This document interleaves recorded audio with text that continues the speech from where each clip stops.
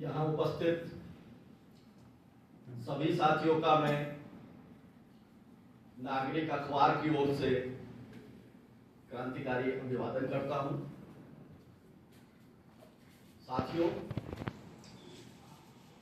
हम प्रतिवर्ष अलग अलग मुद्दों पर सेमिनार आयोजित करते हैं और कॉमरेड नगेंद्र की स्मृति में आयोजित होने वाले इन सेमिनारों की कड़ी में इस वर्ष हम अंध राष्ट्रवाद और मीडिया इस विषय पर बातचीत करने जा रहे हैं। जो सेमिनार पत्र है वो यहां मौजूद है, साथियों के बीच में वितरित भी किया गया है। कुछ साथियों के पास में नहीं दिख रहा है, उनको दे दिया जाए, यहां मंच पर मौजूद है। साथियों, आज हम जिस मुद्दे पर बात कर रहे हैं, अंधराष्ट्रवाद, मीडिया एक खास अलग अलग मामलों में बन जाता है जिस पर आजकल बहुत चर्चा होती है। तो ये वो दौर है जबकि पूरी पूंजीवादी दुनिया गंभीर आर्थिक संकट से गुजर रही है और इस संकट के साथ साथ में पूरी दुनिया में जो अंध राष्ट्रवादी प्रवृत्तियां हैं, जो अंध राष्ट्रवादी राजनीति है, उसमें भी बहुत बढ़ोतरी हो रही है। ये हम चारों तरफ देख रहे हैं। अमेरिकी साम्राज्यवाद जो कि दुनिया की मेहनतकश जनता का सबसे बड़ा दुश्मन है, जो कि तमाम आजाद देशों की संप्रभुताओं को हमेशा रौंदता आया है, आज भी रौंद रहा है, वो अमेरिकी साम्राज्यवादी भी आज राष्ट्रवाद का चोला पहनकर और मेक अमेरिका ग्रेट अगेन का नारा बुलंद कर। तो दूसरी तरफ हमारे देश की सत्ता पर काबिज हिंदू फांसीवादी ताकतें, जो कि आजादी के पूरे आंदोलन के दौरान ब्रिटिश साम्राज्यवादियों के पिछलग्गू बने रहे, उनके सामने दुम हिलाते रहे, वो आज खुद को सबसे बड़ा राष्ट्रवादी, सबसे बड़ा देशभक्त घोषित कर रहे हैं। इनका राष्ट्रवाद आखिर कौन सा राष्ट्रवाद? क्या इस राष्ट्रवाद की कोई प्रगतिशील भूमिका है? तो हम मानते हैं ऐसा कुछ नहीं। इनका राष्ट्रवाद किसी साम्राज्यवादी देश से लड़कर आजाद होने का राष्ट्रवाद नहीं, बल्कि उल्टा, इनका राष्ट्रवाद प्रतिक्रियावादी राष्ट्रवाद है, जो कि दूसरे देशों पर कब्जा करने की बात करता है। जैसे इजराइल बात करता है ग्रेटर इजराइल की, और वो अमेरिकी साम्राज्यवाद के संरक्षण में पूरे पश्चिम एशिया में युद्ध का प्रसार किए हुए है। गाजा को उसने खंडर में तब्दील कर दिया है, 1 लाख के आसपास लोगों को मार दिया है, जिसमें बड़ी संख्या महिलाओं और बच्चों की है, और वो पूरे इलाके पर कब्जा करके ग्रेटर इजराइल कायम करना चाहता है, और वो भी अपने आप को राष्ट्रवादी बताते हैं। ये उनका राष्ट्रवाद है। और कुछ ऐसा ही राष्ट्रवाद हमारे देश के हिंदू फांसीवादियों का भी है, जो कि अखंड भारत की बात करते हैं। ये अखंड भारत कैसे बनेगा? ये अखंड भारत अफगानिस्तान से लेकर और श्रीलंका तक, जो पूरा दक्षिण एशिया और उससे आसपास देश हैं, इन सब पर कब्जा करके वो अखंड भारत कायम करने की बात करते हैं। यह उनका राष्ट्रवाद है। ये राष्ट्रवाद असल में समाज को आगे बढ़ाने वाला राष्ट्रवाद नहीं है, ये राष्ट्रवाद समाज को पीछे ले जाने वाला राष्ट्रवाद है, और इसीलिए यह अंध राष्ट्रवाद है। हमारे देश की बात करें तो आजकल एक आम माहौल है, पिछले 10 सालों से, खासकर कि पूरी दुनिया में भारत का डंका बज रहा है। अब तो हमको अपने देश को विश्व गुरु बनाना है, 2047 तक विकसित भारत बनाना है। तो इस तरीके की बातें जो कि अपने आप में अगर उनकी मतलब छानबीन करें तथ्यों के आधार पर, तो वो कहीं नहीं ठहरेंगी। केवल वो हवाई बातें, जुमले होते हैं और वो मीडिया के जरिए एक माहौल क्रिएट किया जाता है। या मोदी जहां जहां जाते हैं तो ऐसे ग्रुप तैयार किए जाते हैं कि वो मोदी मोदी इस तरीके के नारे लगाते हैं और फिर उसका प्रचार किया जाता है कि भारत का दुनिया में डंका बज रहा है। और कैसा डंका बज रहा है हम देख रहे हैं। जब से ट्रंप दोबारा से राष्ट्रपति बना है तो जो हालत इस सरकार की हुई है, जितनी बार वो नरेंद्र मोदी को थपड़ा चुके हैं, तो कैसा डंका भारत का बज रहा है और कैसा डंका खुद मोदी का बज रहा है, उसके साक्षात दर्शन हम लोग कर रहे हैं, जो उसकी असलियत। लेकिन समाज में मीडिया के जरिए एक माहौल बनाया गया है और अंधभक्त उसको दोहराते हैं। और इस राष्ट्रवाद को उन्होंने धर्म से साफ तौर पर जोड़ दिया। ये राष्ट्रवाद, ये हिंदू राष्ट्र की परियोजना है, धर्म से ये जुड़ा हुआ है। और इसकी हिंदू राष्ट्र की परियोजना का साफ तौर पर मकसद मुसलमानों को सबक सिखाना है, उन पर हमले करना, उनकी नागरिकता खत्म करना, उनको दोयम दर्जे के स्तर पर धकेल देना। ये इस राष्ट्रवाद का साफ तौर पर, सीधे तौर पर मकसद।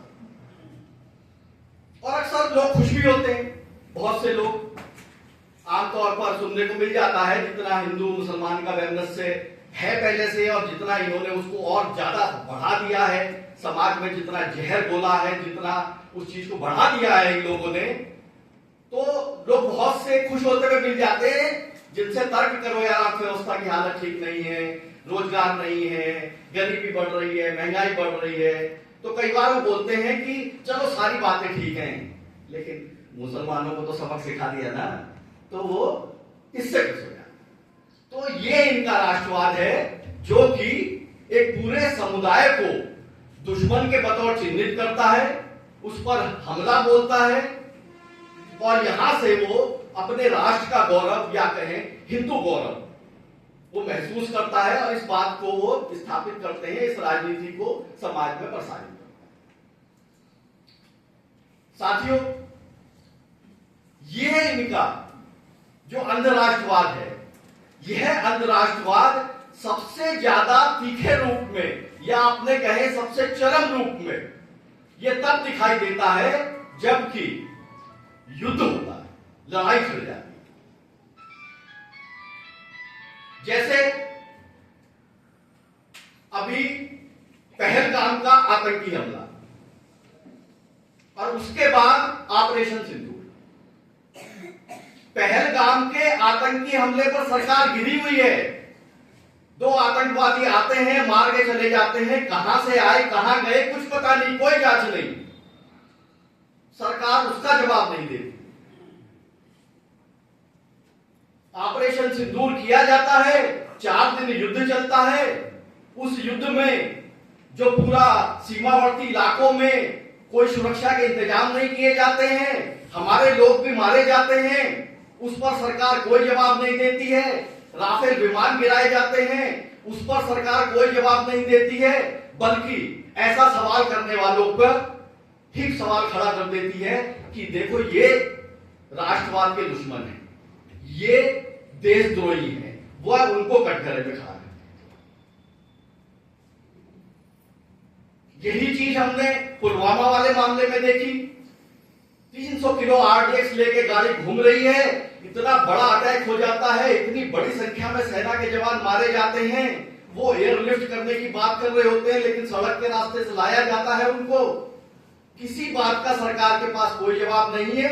उसके बाद बालाकोट स्ट्राइक की जाती है, पूरे देश में मीडिया के जरिए खास तरह का माहौल बना दिया जाता है और उस चुनाव में जीत को दरअसल उसी जरिए पार लगाया जाता है या उसकी नैया पर बैठकर ये लोकसभा चुनाव अंततः जीत जाए।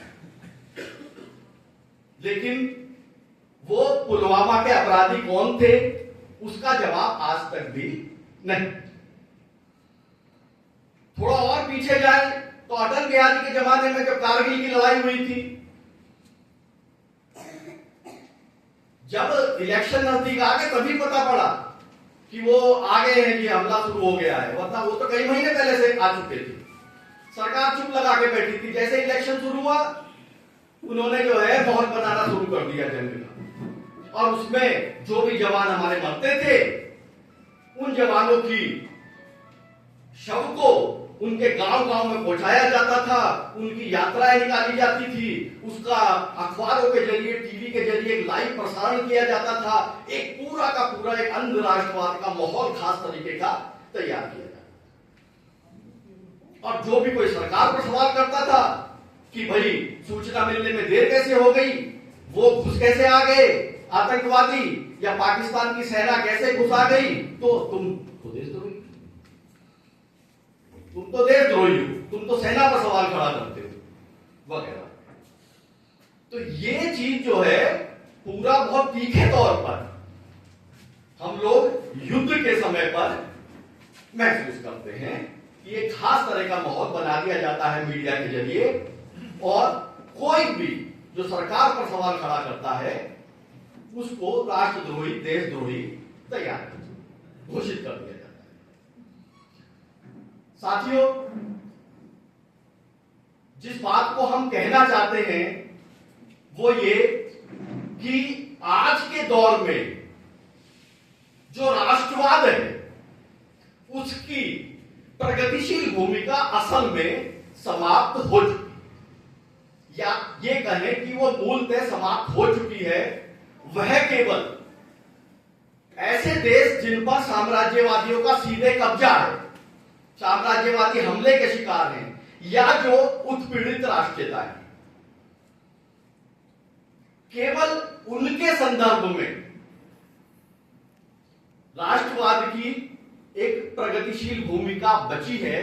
अन्यथा बाकी सब मामलों में भारत ही नहीं, पूरी दुनिया के स्तर पर राष्ट्रवाद एक प्रतिक्रियावादी विचारधारा में तब्दील हो चुका है। और भारत में भारत के शासकों ने इसको धर्म से साफ तौर पर जोड़ दिया है और एक पूरा समीकरण तैयार कर दिया है।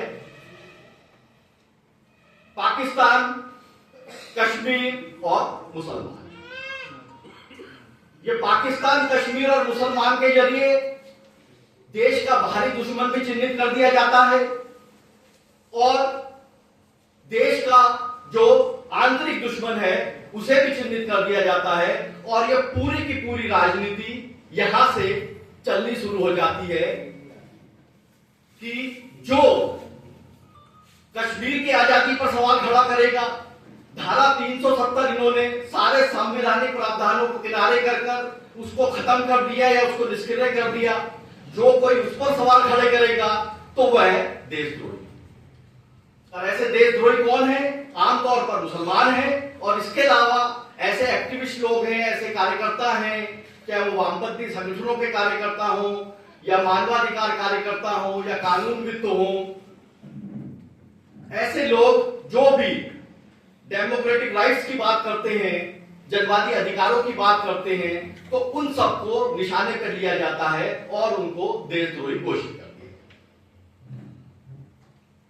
राष्ट्रवाद हम जानते हैं अच्छी तरीके से कि यूरोप में राष्ट्रवादी विचारधारा यूरोप में जन्मी है, और जो सामंती सत्ताएं थी उनके खिलाफ में जो संघर्ष हुए, उन संघर्षों के परिणाम स्वरूप जो अलग अलग राष्ट्र राज्यों का उदय हुआ, तो यहां से राष्ट्रवादी विचारधारा जन्मी थी और उसने इतिहास में एक प्रगतिशील भूमिका अपनी अदा की।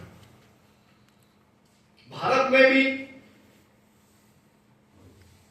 जो साम्राज्यवादी ताकतें थी, ब्रिटिश उपनिवेशवादी, उन्होंने देश को गुलाम बना रखा था, और उनका जो सामंती जो यहाँ के रजवाड़े थे, जो उनका असल में सामाजिक आधार थे, उनका अवलंबन थे, उनके खिलाफ लड़ते हुए ब्रिटिश उपनिवेशवादियों और राजे रजवाड़ों के खिलाफ लड़ते हुए दरअसल यहां पर भी एक राष्ट्रवादी धारा जन्मी, आगे बढ़ी और उस राष्ट्रवादी धारा ने अंततः यहां के आजादी के आंदोलन को नेतृत्व दिया और देश आजाद। उसकी भी एक प्रगतिशील भूमिका इस रूप में रही। लेकिन जब हमारा देश आजाद हो गया तो सत्ता किसके हाथ में? सत्ता भारत के पूंजीपतियों और यहाँ के जो बड़े भूस्वामी थे उनके हाथ में है, और जिसको राजनीतिक तौर पर रिप्रेजेंट कांग्रेस पार्टी कर रही। अब क्या हो रहा है हमारे देश में? अब राष्ट्रवाद प्रगतिशील नहीं रह गया। अब अखंड भारत के नाम पर वह राष्ट्रवाद प्रतिक्रियावादी भूमिका में आ चुका है, और जो देश के भीतर उत्पीड़ित राष्ट्रीयताएं हैं उनको दबाने का, उनको कुचलने का काम किया जा रहा है। उन पर जबरन कब्जे की कोशिश की जा रही है। इसको हमने कश्मीर से लेकर पूर्वोत्तर तक साफ तौर पर देखा। इसको 3 भाषा के फार्मूले के तहत देखा। इनको अलग अलग भाषा के आधार पर जो अलग अलग राज्यों का गठन की डिमांड उठी और उसके लिए जो आंदोलन खड़े हुए, तो जो केंद्र की सत्ता है उसने जिस तरीके से उसका विरोध किया और बिना खून खराबे के कहीं कोई राज्य नहीं बना, उस चीज में हमने इसको साफ तौर पर देखा। और ये चीज लगातार हमको 60 के दशक में, 70 के दशक में साफ तौर पर हमको दिखाई, और 80 के दशक से और खासकर उसके बाद 91 से जो उदारीकरण, निजीकरण, वैश्वीकरण की नीतियां यहां लागू हुई और देश के बाजार खोले गए, पूरा जो नेहरूवादी मॉडल था उसको छोड़ दिया गया। यहां से जो राष्ट्रवाद प्रगतिशील नहीं रह गया था, प्रतिक्रियावादी हो चुका था, उसने और ज्यादा गुणात्मक अर्थ हासिल कर लिए, और अब पूरे देश के स्तर पर जो अधिक से अधिक जो लोगों के जनवादी अधिकार हैं इनका गला घोटा जाने लगा। इन नीतियों का अंतर्य ये है कि जनता को जो सुविधाएं हासिल है पूरी 20वीं शताब्दी में, उन सुविधाओं को छीना जाए, उनके पास जो अधिकार हैं उनको छीना जाए, और लोगों को संगठित होकर लड़ने से रोकने के लिए जाति में बांटा जाए, धर्म में बांटा जाए, उनको उलझा के रखा। हम देखते हैं कि जो समय काल नई आर्थिक नीतियों को लागू करने का है, वही समय काल लगभग राम मंदिर आंदोलन का, वही समय काल है जब बाबरी मस्जिद के ताले खुलवाए गए और उसके बाद राम मंदिर का आंदोलन आगे बढ़ा, बाबरी मस्जिद का ध्वंस हुआ, बंबई में दंगे हुए, पूरे देश में कई जगह पर दंगे हुए, और इस तरीके की राजनीति, ये सांप्रदायिक विषभेद, ये लगातार आगे बढ़ती चली। और इस विषभेद पर सवार होकर जो आरएसएस भाजपा है, ये भी आगे बढ़ते चले गए, और भारत का पूंजीपति वर्ग जो इनको शुरू से ही पालता पोसता आ रहा था, अब इनको ज्यादा महत्व देने लगा, क्योंकि अब इस काल में इनको ऐसे लोगों की, ऐसे तत्वों की ज्यादा जरूरत महसूस होती। और उसके बाद तो हम देखते हैं कि पिछले 10-11 साल से तो मोदी काल चल ही रहा। तो आजादी के बाद जिस राष्ट्रवाद में प्रतिक्रियावादी उसमें आ चुका था, तब भी गनीमत थी उस समय पर, तब भी गनीमत थी कि आप गलत को गलत बोल सकते हैं। नेहरू काल या उसके बाद की सरकारों में, और जनता के संघर्षों का कुछ स्पेस था, कुछ भी नहीं तो विपक्षी पार्टियों को स्पेस था। लेकिन मोदी काल में तो चीजें वहां पहुंच चुकी हैं कि आप गलत को गलत नहीं बोल सकते, बोलेंगे तो आप देशद्रोही। और विपक्षी पार्टियां जो खुद पूंजीवादी पार्टियां हैं, उन तक के लिए स्पेस बहुत हद तक खत्म होता जा रहा है, कम होता जा रहा है, और मीडिया उनकी बातों को भी जगह नहीं दे रहा। मजदूर मेहनत कर जनता के संघर्षों को तो पहले भी जगह नहीं मिलती थी, बहुत कम जगह मिलती थी। मजदूरों के आंदोलनों, हड़तालों को तो हमेशा ही तो उसको हुड़दंग, व्यवधान पैदा करने वाला, विकास विरोधी, जाम लगाने वाला, इस तरीके का मीडिया में दिखाया गया है हमेशा। लेकिन जिन पूंजीवादी पार्टियों को जो स्पेस मिल जाता था मीडिया में, अब इस मोदी काल में वह भी मिलना धीरे धीरे बंद। और चीज अब वहां पहुंचने लगी है, क्योंकि ये फांसीवादी ताकतें हैं और जो बड़ा एक अधिकारी पूंजीपति वर्ग है हमारे देश का, अडानी, अंबानी, बिड़ला, टाटा, सिंघानिया, जिंदल, अग्रवाल, ये जो देश के जो बड़े एकाधिकारी घराने हैं, एकाधिकारी पूंजीपति हैं, इनका और जो हिंदू फांसीवादी संगठन है आरएसएस, उनका जो अलायंस है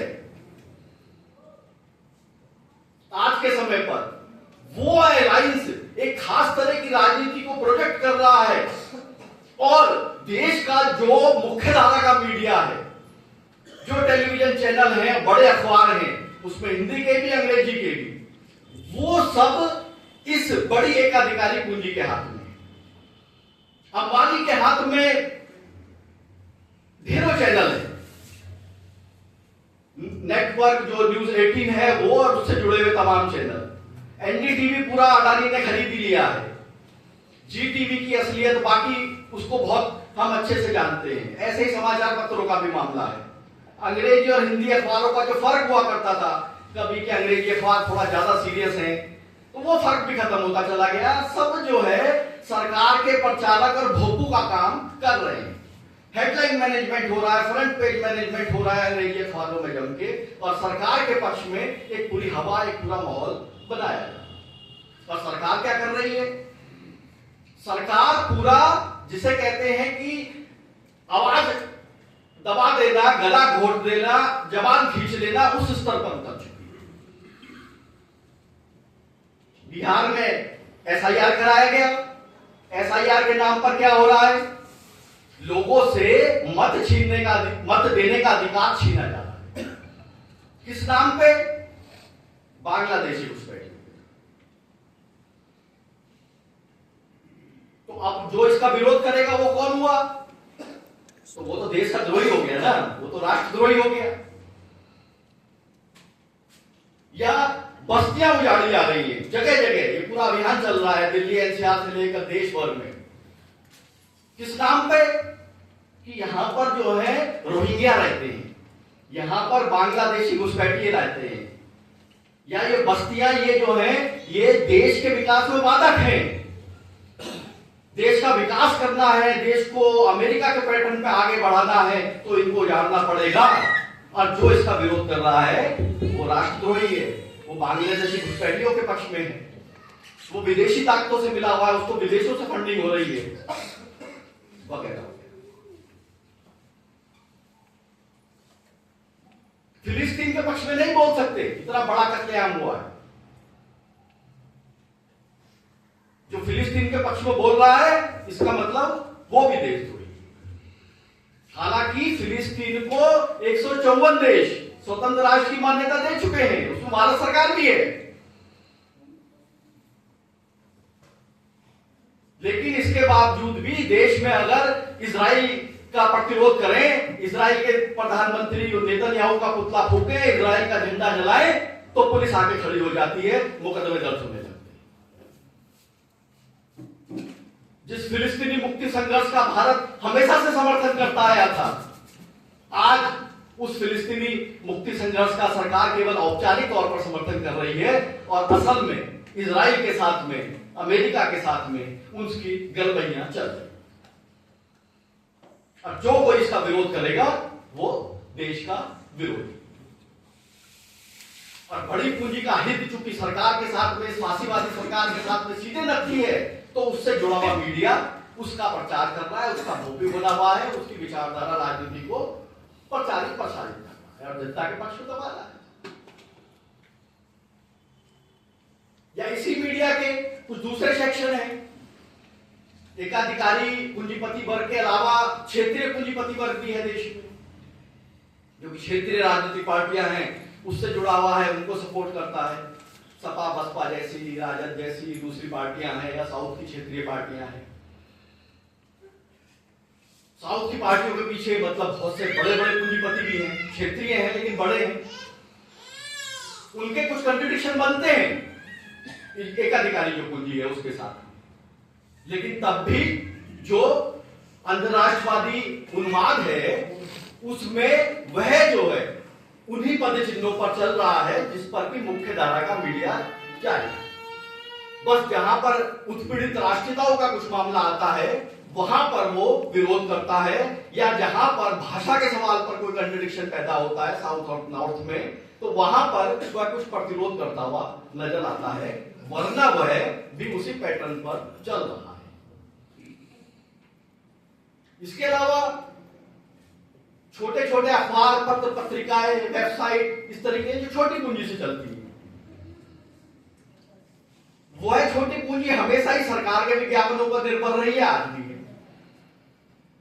और छोटी पूंजी होने के चलते उसकी अपनी एक कूपमंडूकता होती है, तो वो फांसीवादी विचारों को वह सहज ही ग्रहण कर देता, तो वो खुद अपनी विज्ञापन की मजबूरियों के चलते और अपनी चेतना के चलते भी उस अनुरूप ही चल रहा है। इसके बाद साथियों सोशल मीडिया बसता है, और सोशल मीडिया की जो हालत है उससे हम लोग बहुत अच्छी तरीके से परिचित हैं। सोशल मीडिया पर भी जो मुख्य आज की डेट में दखल है, दबदबा है पूंजीवादी ताकतों का, फांसीवादी ताकतों का, उनके आईटी सेल, उनकी ट्रोल आर्मी जिस तरीके से गाली गलौज करते हैं, जिस तरीके से हमले करते हैं, जिस तरीके से हमलों की धमकियां देते हैं, लड़कियां महिलाएं हैं तो रेप की धमकियां दी जाती हैं, पूरा का पूरा सोशल मीडिया पर, और जिस तरीके का उन्माद मुसलमानों के खिलाफ में या एक अंतरराष्ट्रवादी उन्माद देखने को मिलता है, तो वह सोशल मीडिया पर भी असल में उन्हीं लोगों का, या वही लोग ज्यादा उसमें माहौल अपने पक्ष में क्रिएट कर रहे हैं। हालांकि सोशल मीडिया का एक छोटा हिस्सा वह जो जनपक्षधर ताकतें हैं वह भी उसको अपने लिए यूज कर रहे हैं। जैसे किसान आंदोलन में हमने देखा, किसान आंदोलन में सोशल मीडिया का बहुत अच्छे से इस्तेमाल आंदोलन के पक्ष में वहां के नौजवानों ने किया, या दूसरे ऐसे आंदोलनों में हो रहा है। और इसके अलावा एक पूरा का पूरा जनपक्षधर मीडिया हमारे देश में मौजूद है, जो छोटे छोटे पत्र पत्रिकाएं हैं जो जनता के सरोकारों को समर्पित हैं, मजदूर हितों को, किसान हितों को, आदिवासियों के हितों को, महिलाओं के संघर्षों को समर्पित हैं, छात्रों नौजवानों के संघर्षों को समर्पित हैं। ऐसी छोटी छोटी पत्र पत्रिकाओं का, चैनलों का, वेबसाइटों का भी एक मीडिया मौजूद है, जिसके पास में संसाधनों का अभाव है, पूंजी का अभाव है, लेकिन जो अपने समर्पित कार्यकर्ताओं के बल पर टिका हुआ है और उसके बल पर वो अपनी बातों को लेके जाता है। लेकिन हम इसमें भी पाते हैं कि इसमें भी राष्ट्रवाद के सवाल पर वैचारिक भ्रम मौजूद है।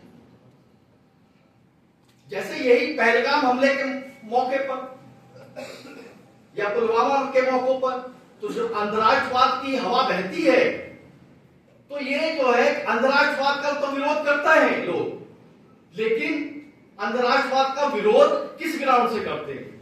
वो किसी प्रगतिशील राष्ट्रवाद की बात करने लगते हैं, या सरकार के तौर तरीके गलत हैं इसकी बात करने लगते हैं। अरे युद्ध ही गलत है, युद्ध होना ही नहीं चाहिए, ये युद्ध अन्यायपूर्ण है, चाहे भारत सरकार हो चाहे पाकिस्तान की सरकार हो। ये सीधे तौर पर खुला स्टैंड नहीं। किस वजह से? सरकार के दमन की वजह से, या विभ्रम है, मानसिक तौर पर ही विभ्रम है राष्ट्रवाद के सवाल। असल में राष्ट्रवाद चूंकि अंतरराष्ट्रवाद में तब्दील हो चुका है, तो राष्ट्रवाद का विचारधारा का जन्म पूंजीवाद के उदय के साथ हुआ, तो ऐसे में अब इस अंतरराष्ट्रवाद का मुकाबला जो मजदूर वर्ग की अंतरराष्ट्रवादिता है, उसकी जो अंतरराष्ट्रीय विचारधारा है, जो उसका दुनिया के मजदूरों एक होकर नारा है, जो कि पहले से ज्यादा प्रासंगिक होता जा रहा है, केवल और केवल उस जमीन से उसका मुकाबला किया जा सकता है। अगर किसी विभ्रम का शिकार होंगे तो उसका परिणाम इसी रूप में निकलेगा कि इन्हीं पूंजीवादियों की और इन्हीं फांसीवादियों की जो राजनीतिक जमीन है, राजनीतिक पिच है, उसी पर हम खेलने के लिए मजबूर हो रहे हैं और सही जमीन पर मजदूर मेहनत कर जनता को नहीं खड़ा कर पा रहे। साथियों, अभी आज हम 9 नवंबर को ये एक सेमिनार आयोजित कर रहे हैं। अभी एक दिन पहले 7 नवंबर को महान अक्टूबर क्रांति की भी 108वीं वर्षगांठ पूरे देश में और दुनिया में वर्ग सचेत मजदूरों ने मनाई है, क्रांतिकारी ताकतों ने मनाई है। यह क्रांति एक युग परिवर्तनकारी क्रांति थी, घटना थी और जिसने मजदूरों को पहली बार किसी देश की सत्ता पर मजदूर आए, उनका राज कायम हुआ और उन्होंने वो बेमिसाल कदम उठाए। उनके मैं विस्तार में नहीं जा रहा हूं, लेकिन जिससे दुनिया चकित है। आज वो सत्ता नहीं है, पूंजीवाद की पुनर्स्थापना हो चुकी है और उसके बाद जो सोवियत संघ था वह भी बिखर चुका है। चीन में भी पूंजीवाद की पुनर्स्थापना हो चुकी है, पूर्वी यूरोप के देश भी पूंजीवाद की राह पर आगे बढ़ चुके हैं। यह भी एक अंतर्राष्ट्रीय आयाम है जिसने दुनिया के स्तर पर साम्राज्यवादी ताकतों को दोबारा से हमलावर होने का मौका दिया और वह उदारीकरण, निजीकरण की नीतियों के साथ आगे बढ़े और इसके साथ साथ में पूरी दुनिया के स्तर पर सभ्यताओं का संघर्ष, एक विमर्श शुरू हुआ और एक नए दुश्मन की तलाश शुरू हुई। उस नए दुश्मन को चिन्हित कर लिया गया और पूरी दुनिया में अप्रवासियों, मुसलमानों पर हमले जारी। भारत में भी एक अलग आयाम से हिंदू फांसीवादी ताकतें आगे बढ़ रही हैं, जो कि हिटलर और मुसोलिनी को अपना आदर्श मानती हैं और देश को फांसीवादी तानाशाही की तरफ लेकर जा रही। और जो देश का बड़ा एकाधिकारी पूंजीपति वर्ग है उसमें और फांसीवादी संगठन आरएसएस में एक अलायंस कायम है। और जैसे जैसे समाज में आर्थिक संकट बढ़ रहा है, समाज में बेरोजगारी, गरीबी बढ़ रही है, समाज में तनाव, विग्रह बढ़ रहे हैं, शासन करने के पुराने तरीके नाकाफी साबित होते चले जा रहे हैं, समाज एक विस्फोट की तरफ है। हमारे अड़ोस पड़ोस के देशों में ऐसे विस्फोट हो रहे हैं। नेपाल में हमने ये देखा, बांग्लादेश में देखा, ये श्रीलंका में हमने देखा। दुनिया में आंदोलन बढ़ रहे हैं और ऐसा विस्फोट कब भारत में भी हो जाए नहीं कहा जा सकता। और भारत के शासक इस बात से मतलब तनाव में है या इसके प्रति सावधान है, इसके प्रति सचेत हैं और वह ऐसे समय के लिए तैयारी भी कर रहे हैं कि कहीं कोई विस्फोट ना हो और कहीं यह आंदोलन मजदूर वर्ग की जो विचारधारा है, जो वैचारिक जमीन है, उसको ग्रहण करके इस पूंजीवादी व्यवस्था के लिए एक खतरा ना बन जाए। उसके लिए वो फांसीवादी ताकतों को सत्ता में लाए हैं और फांसीवादी ताकतें देश में फांसीवादी निजाम कायम करने की ओर बढ़ रही हैं और उसमें सांप्रदायिकता से लेकर अंधराष्ट्रवादी उन्माद उनके सहायक साबित हो रहे हैं। और जैसा कि आज का विषय है अंतर्राष्ट्रवाद और मीडिया, तो इस अंतर्राष्ट्रवादी उन्माद को आगे बढ़ाने में जो पूंजीवादी मीडिया है उसकी महत्वपूर्ण भूमिका बन रही है। तो इसका मुकाबला मजदूर वर्ग की अंतर्राष्ट्रवादिता से ही किया जा सकता है और सही वैचारिक जमीन पर खड़े होकर हमको इसका मुकाबला करना चाहिए। और इसके लिए पूरे जनपक्षधर मीडिया को एक सही समझ पर खड़ा होना चाहिए और नागरिक अखबार, जो कि एक छोटा अखबार है, जो कि एक पाक्षिक अखबार है, जो कि अपने सीमित संसाधनों और अपने समर्पित कार्यकर्ताओं के बल पर पिछले 28 सालों से लगातार प्रकाशित हो रहा है, इस दिशा में आगे बढ़ने के लिए कृत संकल्प है। इन्हीं बातों के साथ मैं अपनी वाणी को यहीं विराम देता हूं। सभी साथियों का धन्यवाद।